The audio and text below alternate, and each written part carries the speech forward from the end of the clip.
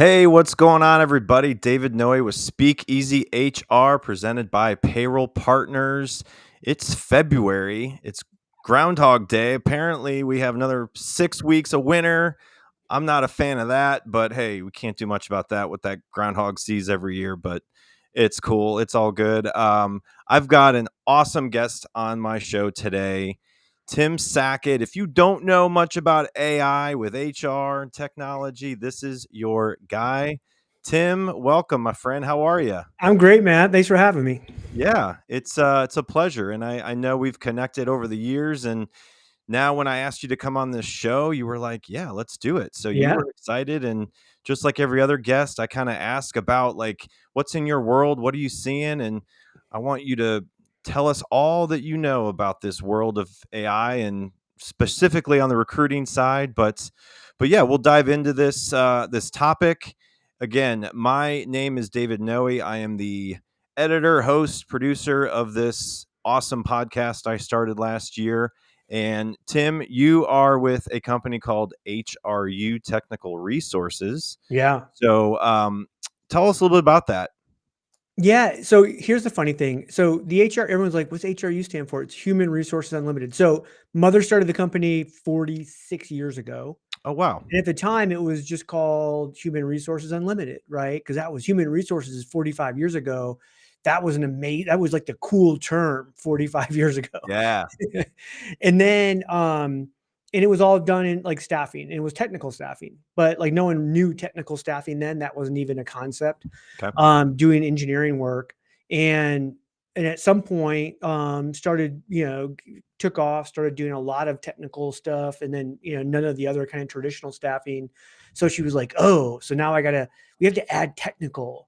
So literally the official name of the company, which I would tease her about constantly, Human Resources Unlimited Technical Resources. You have resources in there twice. No one does that. She's like, well, no, but no one says that. It's HRU. And so literally now, like the URL is just HRU Tech. So when someone asks me like, where do I work? I go, it's HRU Tech. And they're like, what's that? And you're like, it's technical staffing. Yeah. There you go. I I've love it. actually owned the company the last 5 years, ran the company the last 12, 13 years. So yeah, but yeah, kind of a family business. So Yeah. I tell Love it. people, like, I remember my parents got divorced when I was really young. I remember my sister and I, when my mother started this, it was after divorce. Okay. And we lived with her, and like we literally, she was the old school like staffing person, like on the phone, like writing, doing this. When my sister and I were watching like TV with no sound on, Oh my and God. then she would pay us 5 cents for every envelope that she would address it, and we would just have to lick it and stamp it. That was Wow. our job as like 5-year-olds, 8-year-old. My sister was a little older than me, so There you go. So you've been around for a while with it. That's awesome. Congrats on the especially the last few years working through COVID and running the business, and I'm sure that's brought challenges your way. So yeah. No, I mean, again, like we were based out of Lansing, Michigan, and never really like traditional like in office company. Like we were, but like not on purpose kind of thing. It was just like, oh, here's the company. right. We actually do stuff nationally all over. Yeah. So we have contractors in like 27 states. But like when COVID hit and we went like remote, it was kind of an awakening. One is I learned myself, I like to be in the office. I hate being at home. Yeah. So we own the building. So I would just come in, and then I had 2 or 3 others that were like, "Hey, dude, like I'm dying being at home. I can't be at home. Is there enough space? Can we can I come in?" So for like, what was it, like months? I mean, it seemed like, and I talk to these employees still about like how great that was. That there was like 4 of us that would come into the entire, like that was like our sanctuary. Like it was, Yeah. it was Yeah. the only people we talked to. Like we could got so much done because nobody, the route, like it wasn't filled. Like it was crazy. Yeah. That's similar to what I was dealing with in COVID. It was myself, the owner, the IT, and I had to get the mail every day. And there was a big building, just all the lights were off all the time. And I'd come in for a few hours and say hi to the few people. And so, yeah, Yeah. we're past that time now. But yeah, we're Thank live on LinkedIn and YouTube, Tim. We've got a lot of people actually watching. So if you are you. watching live, comment where you're watching. If you have a question, we will be taking those questions as we dive into this topic. But one of the things I like to do just to get to know the guests a little bit more, play a fun game called the world famous envelope icebreaker game. Yeah. It's a mouthful. Should have made a shorter name for it, but yeah, let's get through it real quick, and we'll let you pick a few numbers here. Sweet. Let me see if this will pop up real quick. Hold on, it's thinking. Gotta love technology. There we go.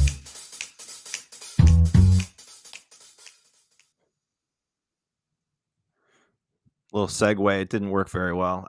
So It one. worked twice for me, so there you go. Uh-huh. It worked twice for me. It worked twice for you. Nice. I can't see that on my end. All right, 1 All through right. 15, Tim. What do you got? What's the least number picked? Or do we do more than one? We can do more than one. Yeah, let's do one. We'll start with number one. Number one. I don't think anyone's picked number one. I know. People are lame. Everyone picks like 7. Yeah. Oh, I love this question. You're gonna Sweet. love it. You're gonna love it too. Yes. Greatest rapper of all time. Oh gosh, I actually did an entire. This is the fun one. So I'll tell you my rapper, but I did an entire presentation on the rap lyrics that shaped my leadership style. What? 25 greatest rap lyrics, and I actually did it as a goof. Put it out on like LinkedIn, SlideShare, blah blah blah. Yeah. And I had a local SHRM chapter from a city actually asked me come do it, and I'm like, oh heck yeah, I'm there. I'm going to do it.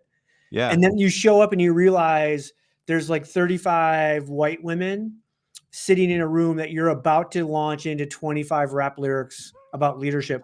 And at that point you go, okay, now I'm in trouble. Like I'm in big trouble here from that. So I love Eminem. I would say he's my favorite. Detroit, Michigan. I'm Yep. Michigan.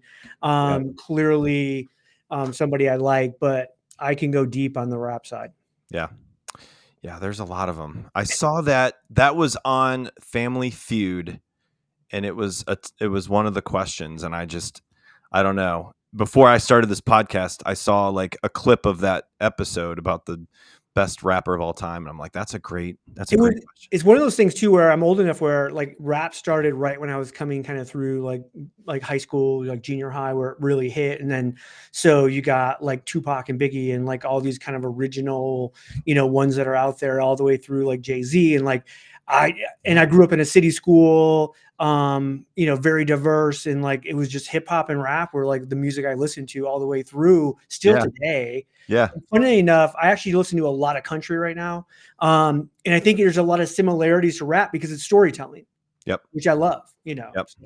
Well, I live in Kentucky. We listen to country, but we listen to more than just country. So I obviously didn't grow up listening to country in Michigan. I grew up down the street from you. Well, not really down the street, but in Southeast Michigan, and grew up with Eminem, Kid Rock, those guys. But yeah, Beastie Boys and some of the Beasties was great. Yeah. Yeah. They just they've changed over the years. But all right, what's one more number outside of the rapper question? I want to see what else you get. 1 through 15.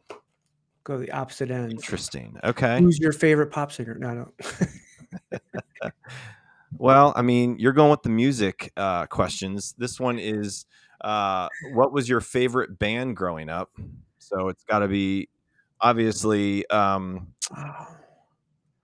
hung out. Most of the kids I hung out with, like it was like the rock music, big hair era. Like so, Okay. I would have to go. Oh man, I see. It was before grunge, so it wasn't that. I want to go like maybe like Def Leppard or someone like that. Like that was the kind of music that like I think was like in the band era. Like if it wasn't rap and there was big bands, it was all rock bands. Big hair bands. Yeah. Well, I grew up, playing ice hockey actually in Michigan. So like I had this whole mix of Beastie Boys and all kinds of stuff to get ready for, getting our butts kicked against a team from Canada or something. It was like we couldn't keep up in high school with some of those kids. They're built different in Canada. Yeah. So hey, but like now that we're on the music topic, I actually went and saw Taylor Swift last year at the Eras Tour. In Detroit.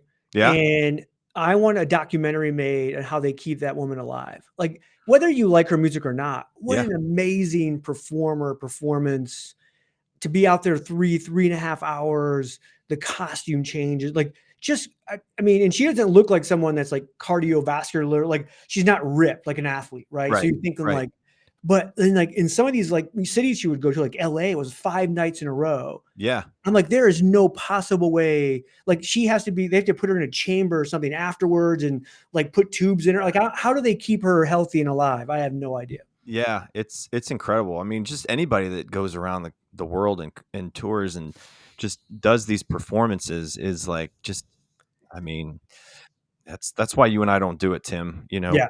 We're And not it's one thing to like, I mean, to be able to be a world class like talent, right. but then to perform and entertain for that long too. Like it's just it's draining. Like Yeah, I'm just like I when she said like she's like, yeah, we're done. And I'm like, yeah, like I mean, I've made $100 billion or whatever. I'm done. Like, okay, cool. Like good yeah, for you. And it was amazing. Yeah. yeah, yeah.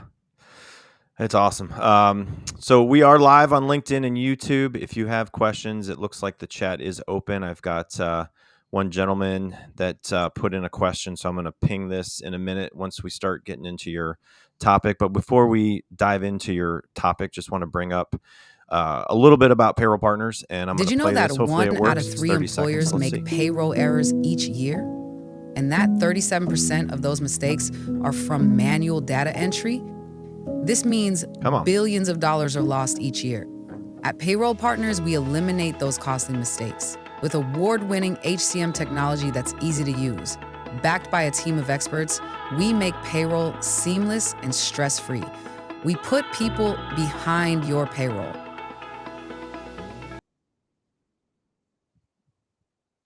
Did I I play was just once for you? Did it play just twice? once when Okay. perfect. David, I tell people all the time, like payroll is one of those things like it's like it's like in HR, that's like you're expected to be error free. It's like you're Yep. making the donuts. It's a thing we do. We do Yep. it every week, blah, blah, blah. Um, so yeah. Yeah. And Yeah. then We when you are. do make an error, like you're like, oh, hey, somehow we overpaid you by 1 million. Somehow an employee thinks they can keep it, which I think is the funniest thing ever. Like, it's like when Oh, when the government makes those like tax errors and someone gets like a $13 million check, you yeah. don't get to keep that money. Yeah. It's an Right. error, man. Right. Yeah. No, we look to ourselves like an offensive lineman in football. You've got to play without getting penalized, and you've got to play 99% of Block the and time. You can tackle. block, Yeah. be fine. And so yeah, we have a great team. We look to ourselves as like payroll architects because we can build a system that works for businesses. And it's it's been almost 3 years I've been there. It's been an awesome journey. So and I get to talk to people like you and get to know more about what you do in your world. So Tim, a question came through from Tom. He said, "What's your favorite topic to talk about when keynoting at a conference?" Number one, like I think like my expertise is in recruiting, like deep Yeah, knowledge, especially in, because I worked, like part of my career in like traditional staffing, world, but also part of my career in traditional corporate talent acquisition, and then about the other third in like traditional HR.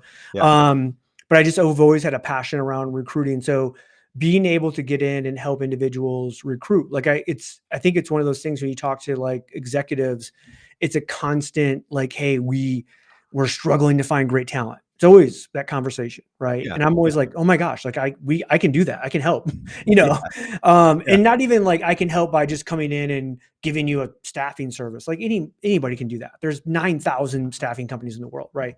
yeah, Um, I can actually really break down like I can teach you how to fish better, right? I can break down your tech stack, your process, everything, and leave there going, you can recruit world class. And you're yeah, like, oh, you don't understand. Like we don't have a brand. It doesn't matter. yeah, You can recruit world class. yeah, And I truly honestly feel I can do that and give people. So like, no matter what I'm talking about, people are going to leave there going, holy crap, I have 10 things I wrote down that I think we could do tomorrow. yeah, I would say that's my favorite. Secondly, I get a lot of requests into talking about like kind of development of HR leaders. So mhm, as you think about any HR person, I'm an HR generalist, but one day I want to be a manager. I'm a manager. I want to be a yeah, director. Blah blah blah. yeah, I get a lot of like talking about that growth of like how do I move up? Like and so part of that is based on some research I did where I went out and asked C-suite executives to name the best HR person they've ever worked for, and then these traits that all these people had. And we did that and got just a ton of data. And what it was fascinating to hear what they considered their best HR person versus if you would go to HR leaders and say, okay, what does it mean to be a great HR leader? Those traits don't line up. Right. No.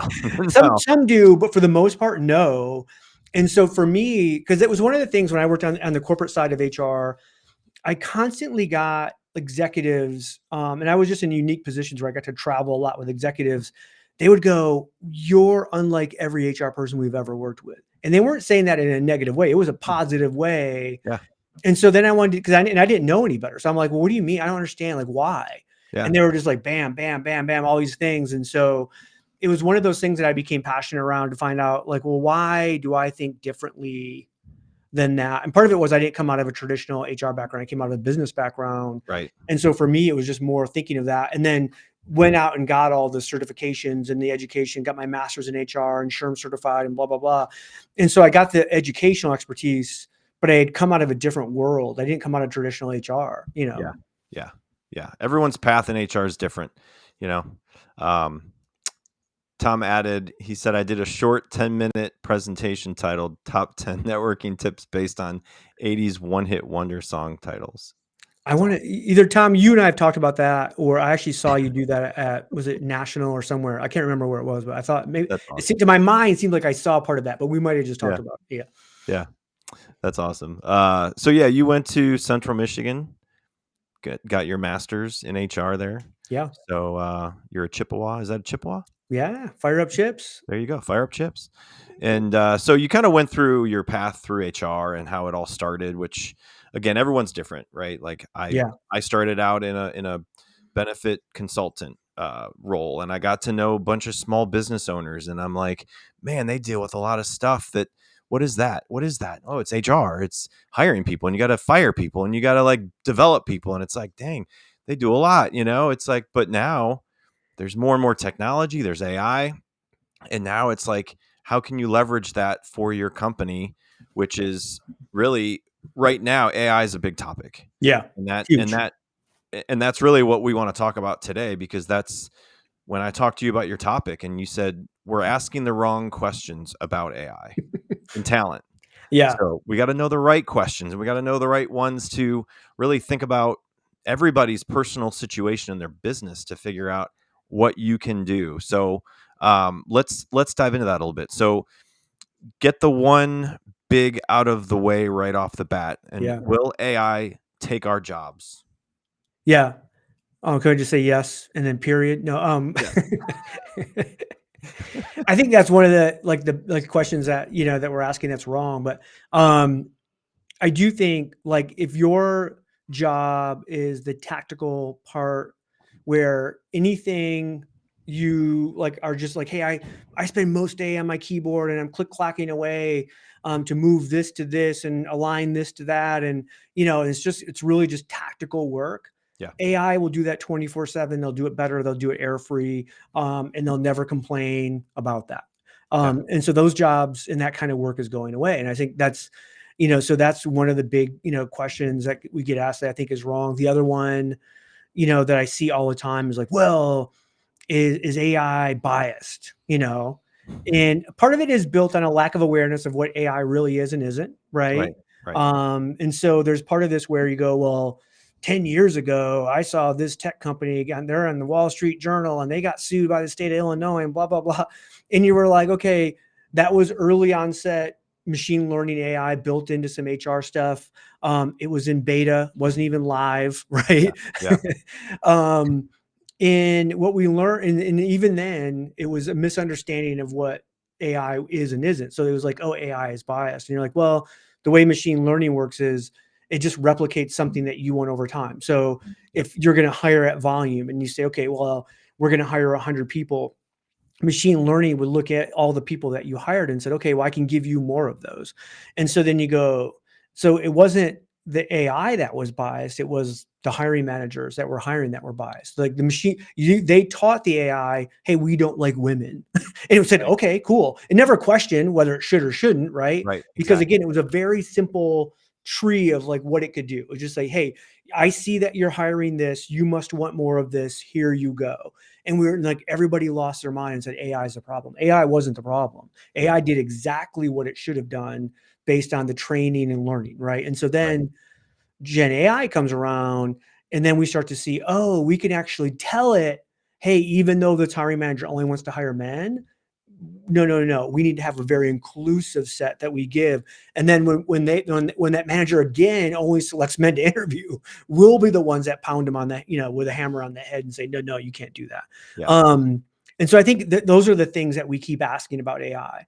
And my thing is like, if you really understood where AI is and where it's going and how fast it's moving, and you said the question should be, if tomorrow a switch was flipped and 75% of my current workload went away in HR, what could we be doing? What should Mhm. we be doing? Right. What's the amazing work that we've said for decade after decade that, oh, if we could only do this, this would be cool. And then we spend all day fighting fires and Yep. doing, the work we do. And we never have time for the really cool stuff because it's going to happen. The work will go away. It won't be like a light switch, right? Every little, payroll system, HCM system, recruiting system, little by little is going to layer in these features of AI that little by little will take away, pieces of work that we do. But, 12 months from now, 36 months from now, whatever, we're all of a sudden one day you're going to wake up and go, my job is drastically different than what it Right. was 2 or 3 Right. years ago. Right. And so I think it's critical for us to go, because if we don't answer that question now, your CFO, your CEO, people are going to come to you and say, hey, we put in this AI. You no longer have to do 50% of your work, 25% of your work. So we need some heads. We need to Right. cut some heads. Right. Instead of going, hey, that's cool that you did that with that extra capacity. Here's what we've actually turned that into, right? We've actually turned this into a really kind of human-based retention system where we're having big conversations with our highest performing employees, and we're going to show that we're not going to allow them to turn over. We have a save strategy in place, or or in recruiting, hey, now that I don't have to do all of this kind of sourcing and screening, we're actually going to hunt the best talent in our marketplace, and we're going to come to you on a monthly basis and show you the people that we have in our competitors that we're actually nurturing right now to come work for us. Like there's some really cool stuff we could do. That's a higher level work that's hard for AI to actually do. Yeah. And I think those are the things. And again, I'm just giving like 2 or 3 examples. Like there's unlimited numbers of examples of based on your company, your culture, what you're doing, but we're not even having those conversations. We're almost like we're just sticking our head in the sand going, well, when it happens, I hope I'm still have a job. I hope Okay. I'm the one turning AI on in the morning. You're like, come on, they don't even need that. Yeah.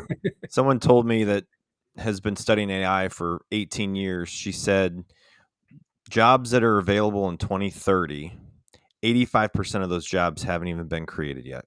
For sure. That's every technical revolution is like that. And it's just like mind boggling to think. I mean, it's 2025. Yeah. So in 5 years, so if someone's watching and they're 25 years old, you're going to turn 30, and the jobs right now that are available, you're going to have a whole heck of a lot more opportunities just in the tech world. It's crazy. David, Um, like you'll love this on the benefit side, especially, right? It's like I was speaking to a group of CHROs late last year, and I told them, I said, do you agree with the statement that you don't care about the health of your employees? 100% said, no, we definitely care about the health of our employees. And right. like, so tell me one active thing you've done to actually help your employees to become more healthy. And then all of a sudden there's a struggle. It's like, oh, well, we have this benefit that like, well, yeah. But no, if you truly cared about the physical and mental wellness of your employees, Right. what could you do? Yeah.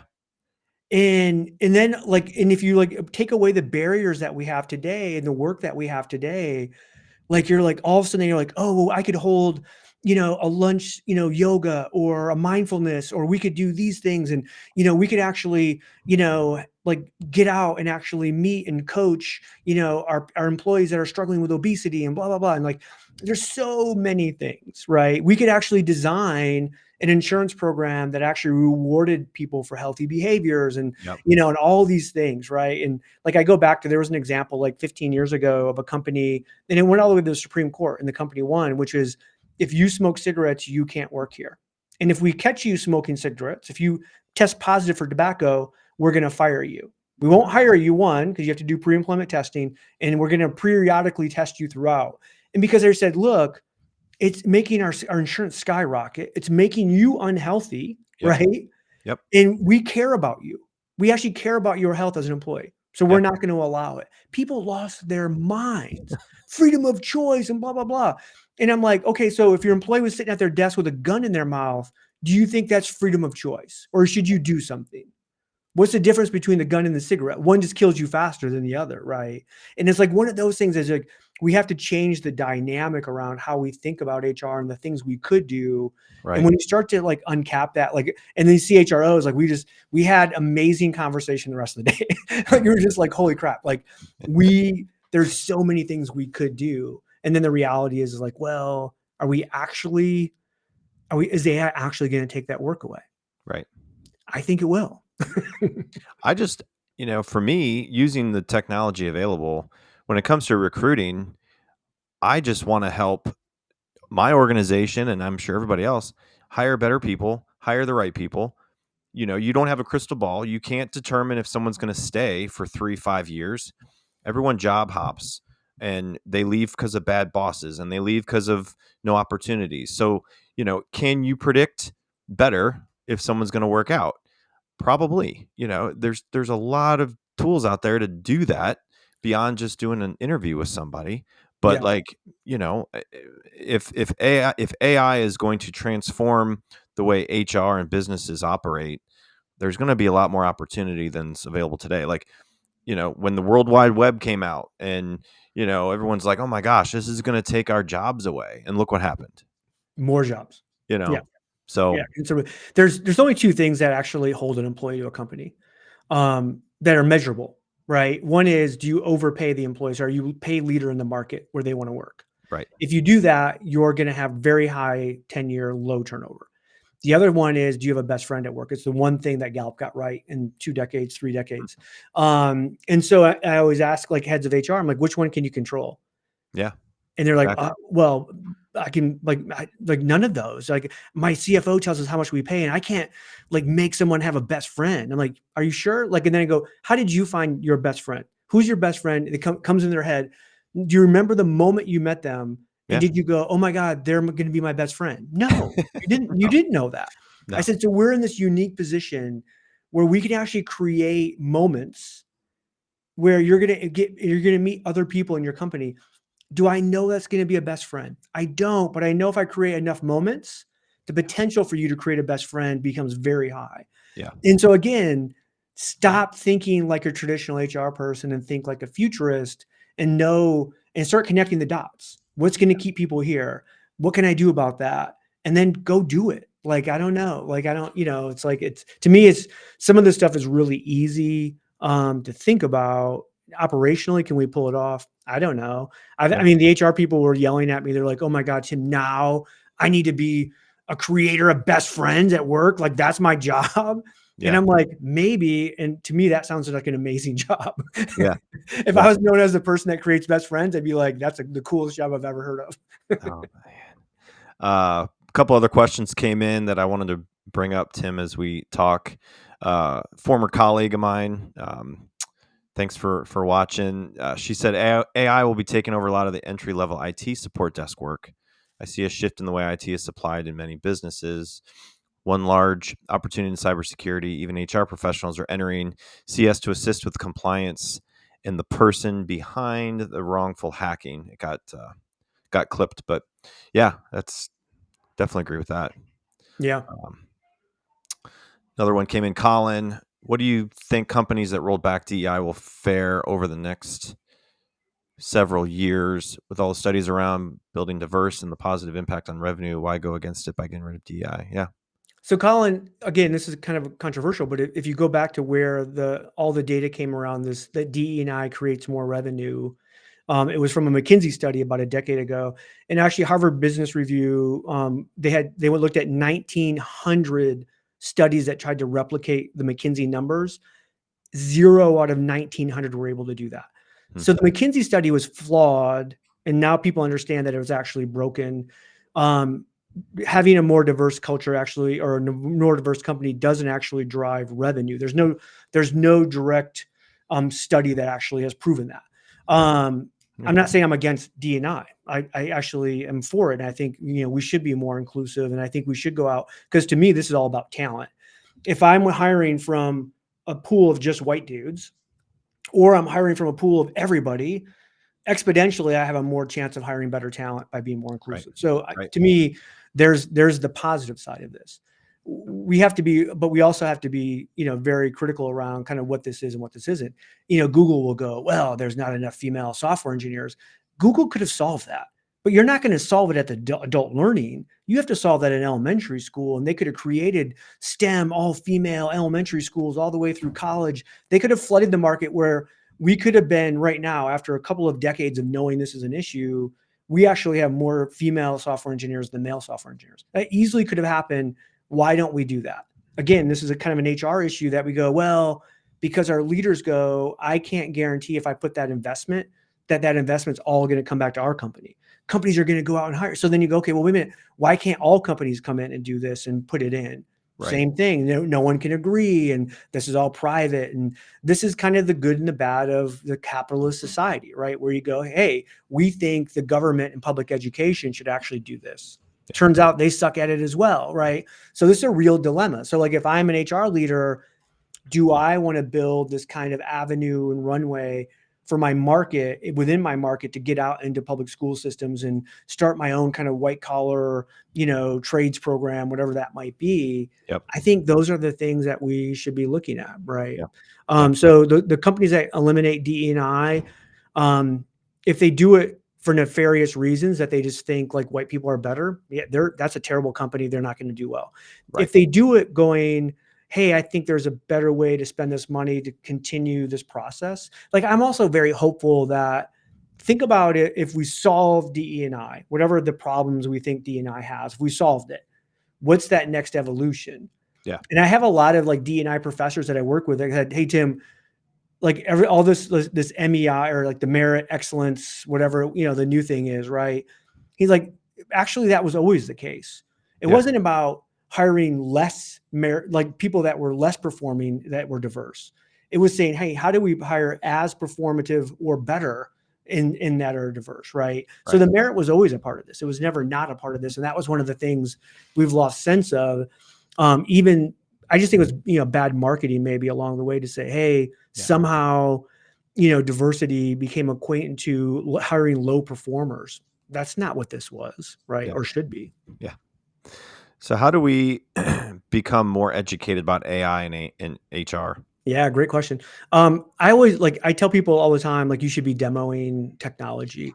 You should be going out on a semi-annual basis to the technology that you use and say, hey, I want to talk about your roadmap. I want to see what you're working on. I want you to show me the newest things that we're not using. Because they're going to educate you. They're going to tell you, like, okay, we have this thing, but it's AI. We can put you in beta and you could be a tester, and, really dig in and teach you, like, well, what do you mean? Okay, so you said AI, but what kind of AI? And what I find is so many legal teams, like, and security teams, like, immediately go, we can't use AI. And then, like, so it means you're not using AI. And you're like, you're using AI every day. You're using AI in your office programs, like at Microsoft. You're using AI in your cell phones. Like, Right. You're already using AI. The question is, do you believe the AI that you're going to use is actually safe and productive? And, there's a risk reward kind of benefit there for it. Right. So to me, I'm like, go out and demo, learn, understand what's out there, what's not out there. There's so many AI, advances. At the very least, go out and log into ChatGPT and ask it dumb questions, Yeah. See what happens. Like, it's amazing, Yeah. Yeah. It is. There are times where I'm like, I have a hard time, even for this show, coming up with good questions. Oh yeah. And it's crazy how I just go in and I say, here's the topic, here's what we want to, you know, come up with questions to really get a good conversation together. And I don't always know the greatest questions. Like if someone asks me like, what are good interview questions for a tax job? Well, they're probably going to be a little different than a position in, sales and, HR. So when it comes to like generating just a list of ideas or collaboration topic, questions around a podcast, it's amazing how fast it'll just spit out these questions. And I'm like, wow, these are like, some of these are, obvious, but some of them Yeah. are like, wow, Oh yeah. it's It's awesome. done. Like I mean, I write all the time, right? And so it's like one of those things where I will constantly like take it, put it in a GPT, ask it to, obviously just grammar check, blah, blah, blah. Yeah. Sometimes like, if I have something that's really verbose, like it's like, oh, I just wrote something that's 1,500 words. I really need to make it 750. And I'll just say, shrink this to 750 without losing any kind of context or meaning. And it's shocking at how well and concise it can be, stuff like that. I saw Glenn Cathy, who's like a real good recruiter, kind of influencer out there, had the DeepSeek actually write Boolean strings to look for forklift drivers. Yeah. And it actually went through the process. DeepSeek shows like how it's thinking about it and then built. He was like, is it something that I would build? Like, no. Is it something better than a normal recruiter would build? 100%. Right. So it's like, it's in between that. Hey, not quite an expert in whatever category you might be an expert in. Right. But it's better than average. So it's, it's clearly like moving up quickly. So what are the other favorites that you have been working with for AI from a technical standpoint with what you're doing? Is there a few that you have found to be one that you go back to more and more outside of ChatGPT? I'm a big X user, so Grok becomes one that's just easy. For me, what Grok has replaced is Google search. Like I Okay. no longer leave X. Like somebody will say something and I'm like, oh, I don't even know what that is, or I don't know where that location is, or it sparks me to think about something else. And instead of originally, I would always just go to Google, then and Google it.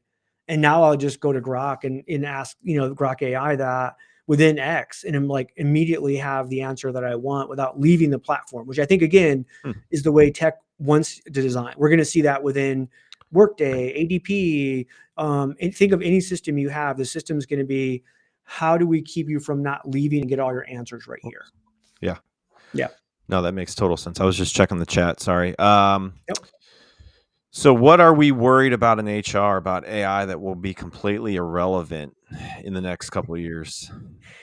I think it's the bias piece. I think Yeah. if I take a look at even where AI is today, AI is less biased than the vast majority of our hiring managers.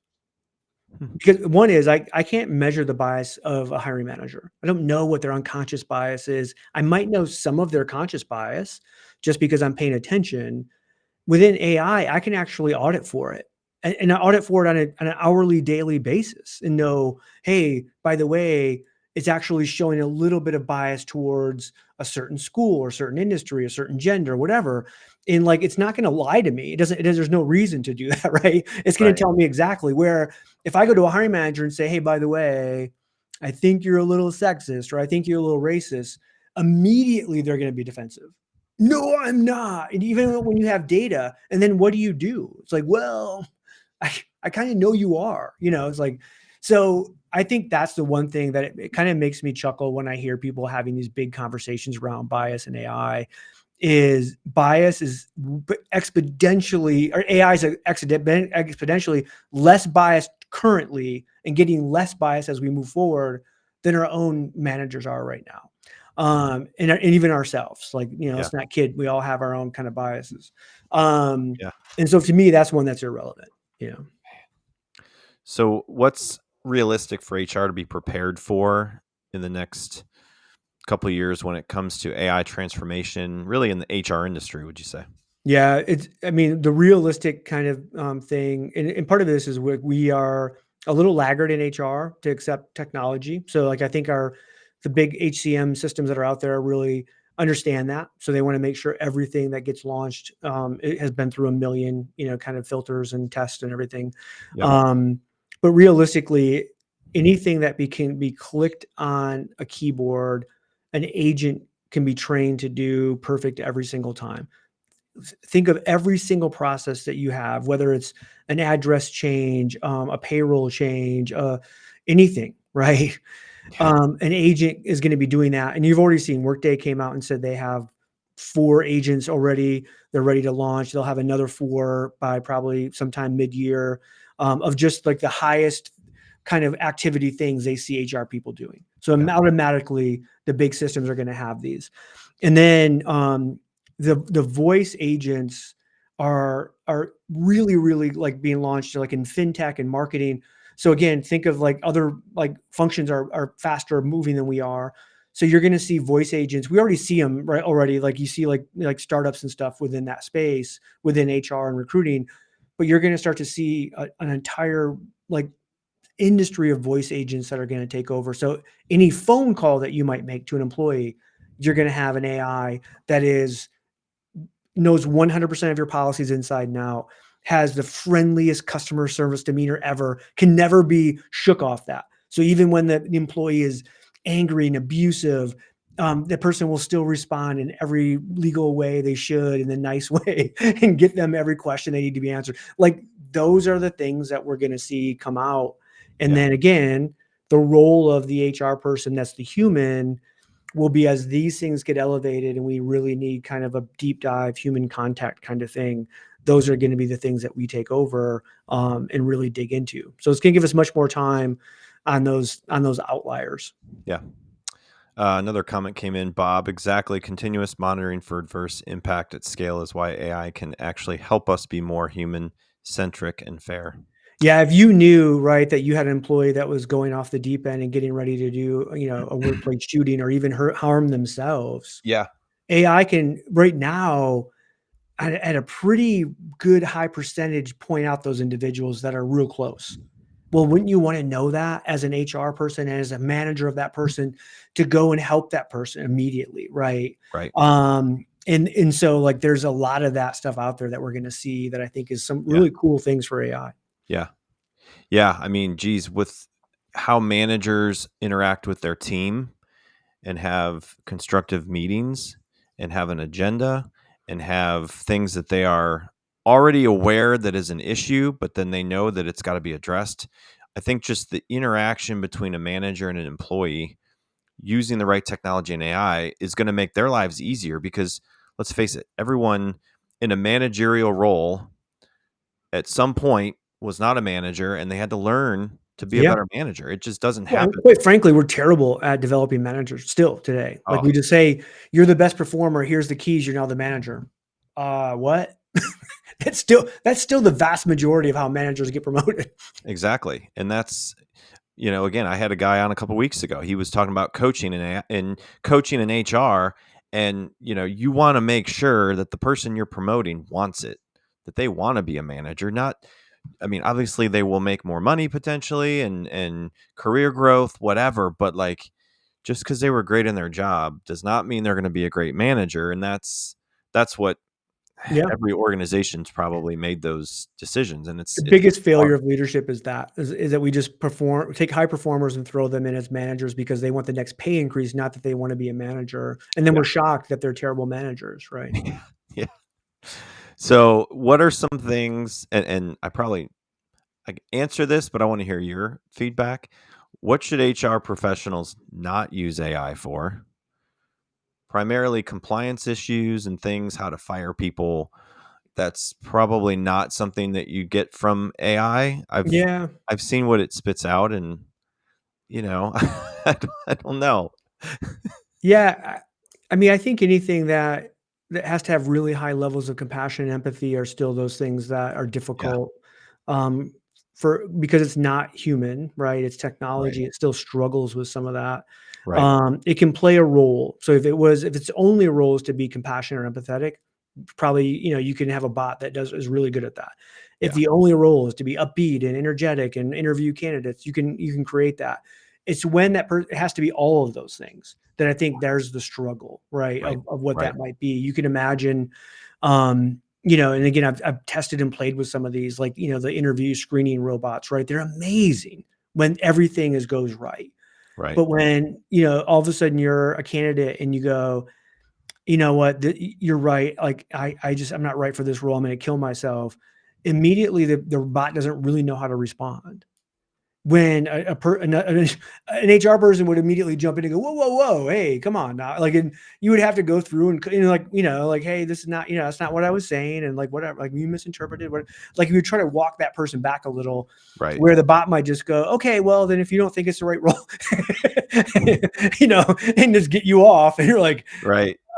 what just happened? Not to say that actually, does happen, because a lot of them are really good now about understanding some of that language. And they would go, you know what, I'm going to have my partner, here at XYZ company call you directly. Can you hold on just a moment, right? Or bring them in like real person, real time. So I get it. I think there's some of that. I don't know if we know that yet. If we know what AI shouldn't do. Yeah. And I don't even, because we don't know what it could do. Right. Yeah. So we're still are at that stage of kind of determining all of those cool things, Yeah. Yeah. Bob added, don't outsource your critical thinking. Don't let AI make talent decisions on its own. Be transparent about how, when, and where you're using AI. I think that's That's what I do think, like the decision-making process of who we bring in, and did your crazy match our crazy, and cultural stuff and all that. right. I think we're going to go way deeper into that, because right now I could argue with Bob that AI it could 100% select better talent than what humans do across the board statistically.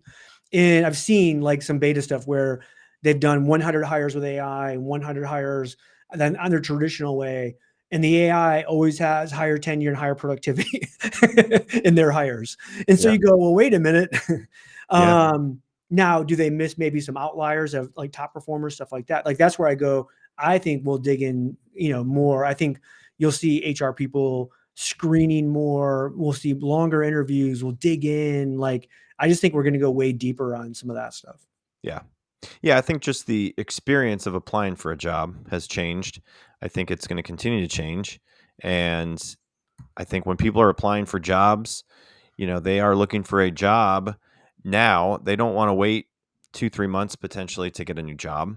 Some will, if they're not, if they're being the ones getting contacted from a headhunter or somebody, and they're not necessarily looking for a job, consistently every day, then, but yeah, I mean, it's just gonna continue to change. So, so the one big ethical AI question problem in HR is HR's responsibility to save human jobs.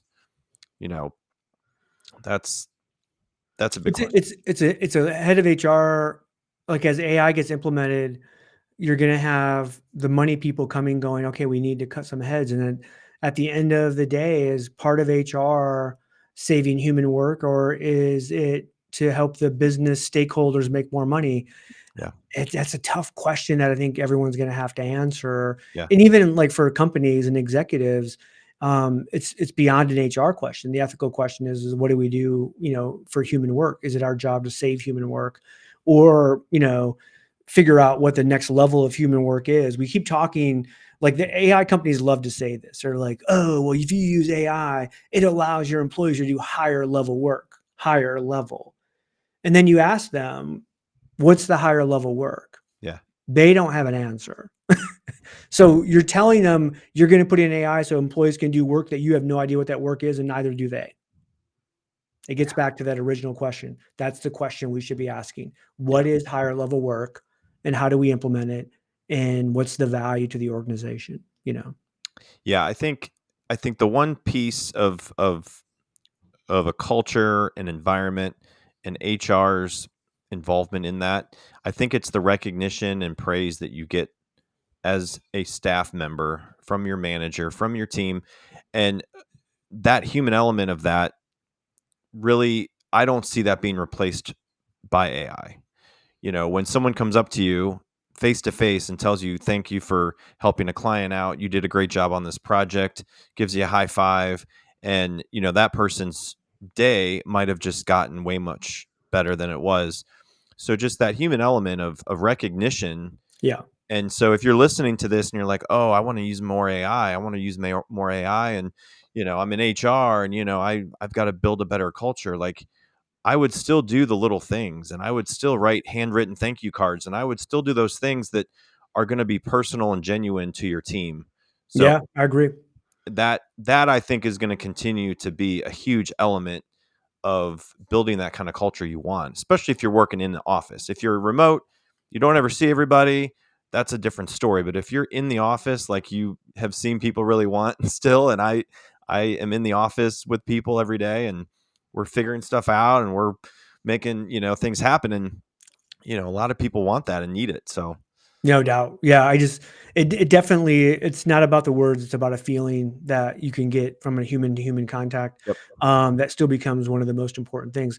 It's that question of that, what are humans uniquely good at that AI can't replace becomes one of the big things. yep, exactly. um Grace.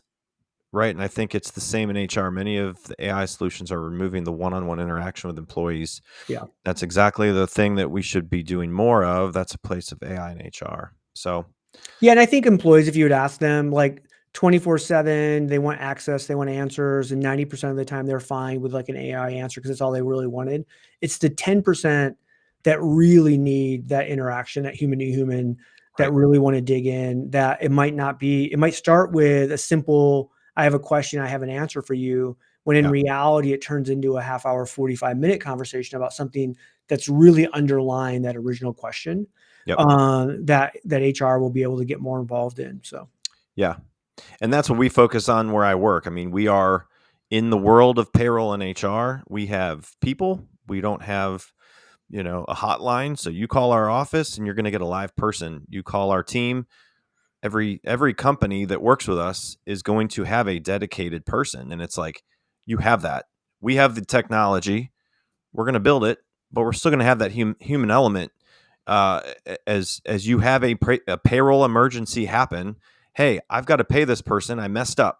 How do I fix this today? It's like, I need to fix this. yep. And if you're talking to AI and trying to do that, okay. If you're calling and talking to Barb on our team, it's going to get done.